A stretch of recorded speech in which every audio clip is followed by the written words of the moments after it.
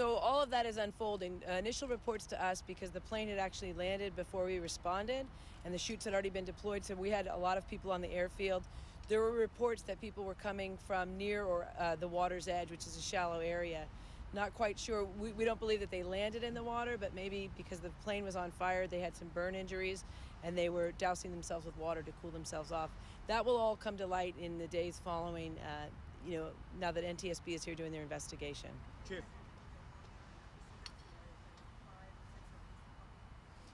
My understanding is a few people were around the water's edge. And I'll answer everyone's questions. Yeah, Chief, how many people have been released from the 11 hospitals?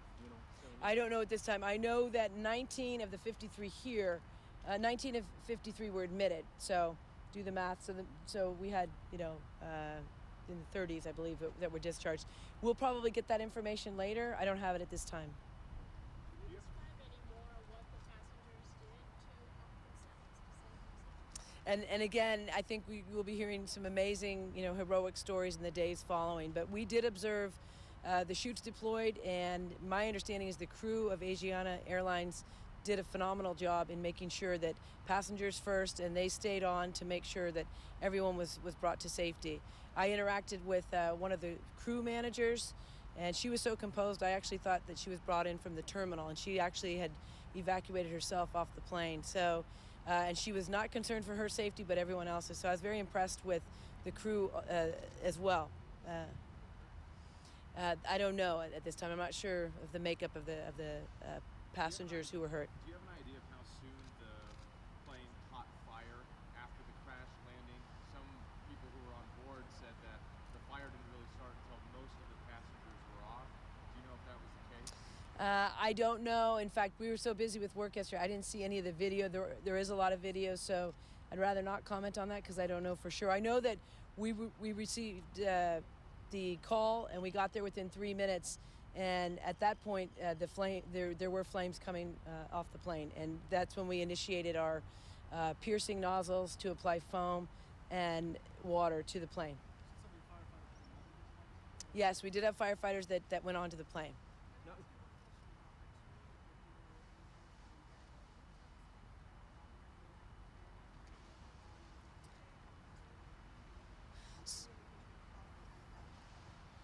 Not sure because the investigation will determine that.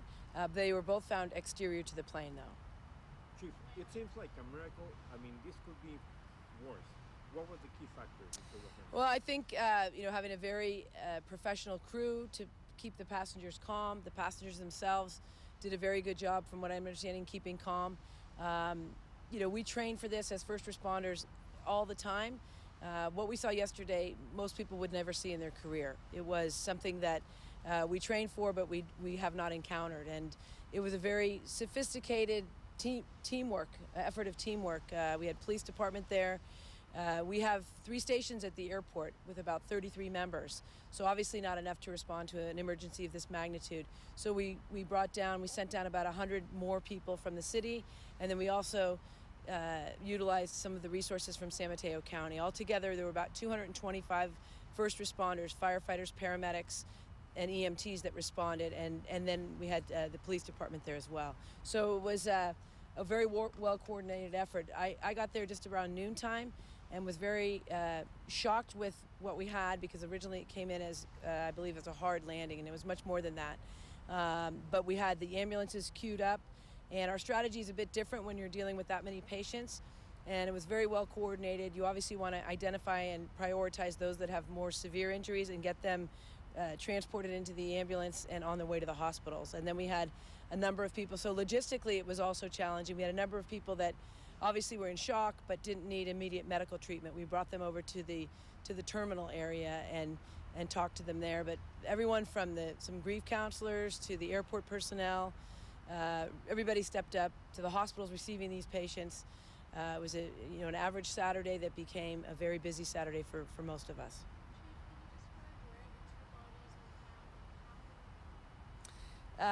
Like I said, they were exterior to the plane, near the plane, and the first responders were the ones that found the passengers and the victims.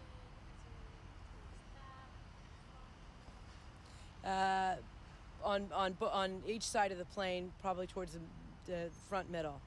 Were they together? No, I don't know.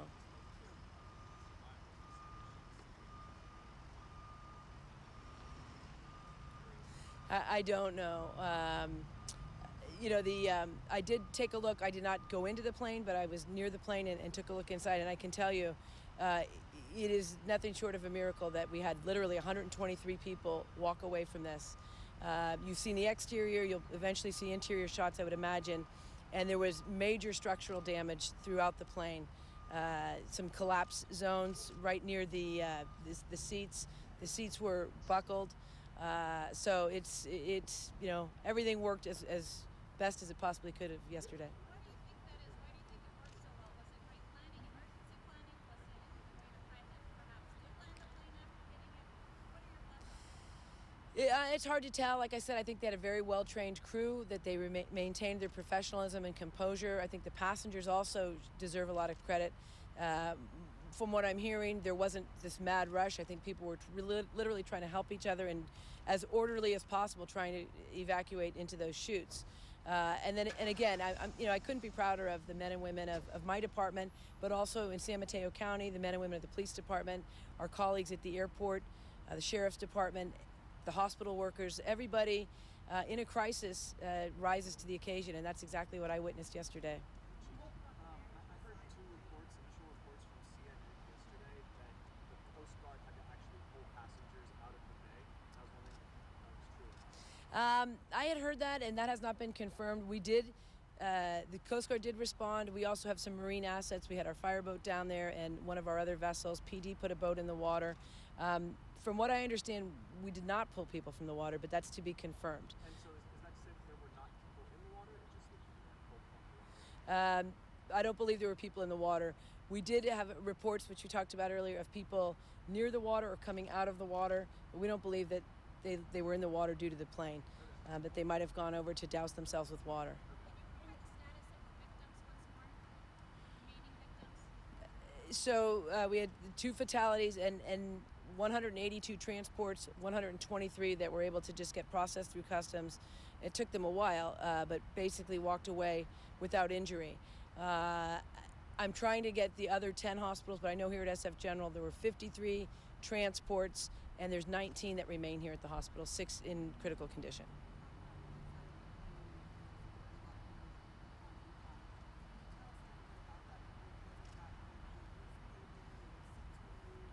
Both seats were moved. There were, like I said, the buckling of the seats, and there were parts of the plane that were very badly damaged and sort of collapsed onto the seats.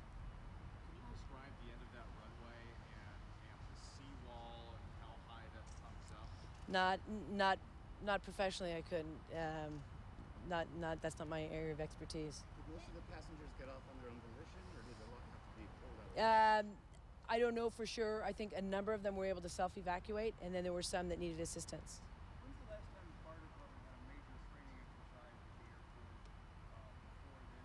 And did you learn anything new from this or different, or just pretty much what you expect? So we have what we call their lower level red crab drills, at least quarterly, and then annually we'll do an exercise that would simulate something exactly like this. I'd have to check. It was in 2012, but within the last year. And it's all hands on deck. It's not just fire and police, but it's the airport personnel. It's very comprehensive. It takes months to plan, and we do that annually under the direction of our department and the director of the airport, John Martin.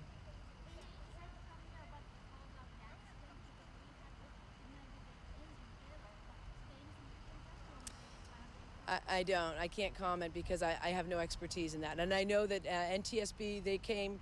I know that at about 3 o'clock yesterday, we turned the scene over to the FBI, and then at 5 o'clock, the FBI turned it over to NTSB. There was one person from NTSB there at 5. I believe a whole team came out about midnight, and their investigation is ongoing, so I couldn't comment on that. I don't know.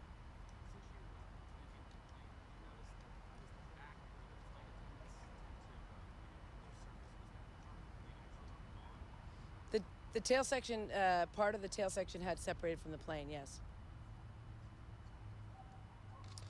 Okay, and I believe that members from the General Hospital staff will be out at some point to address you on the status of their patients. Thank you, everyone.